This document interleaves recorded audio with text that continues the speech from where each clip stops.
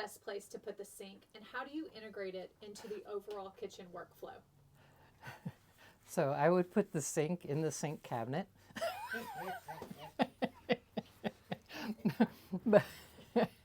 but if it's a remodel, and it's expensive to move plumbing, so if keeping it where it exists is, of course, your number one choice, especially if you have a window. It's always nice to have a window in front of your sink so that you're not just staring at a wall or another cabinet. But you want to, if the kitchen isn't working well and you do have the budget to move plumbing, I would consider it whatever makes the best triangle for your new kitchen.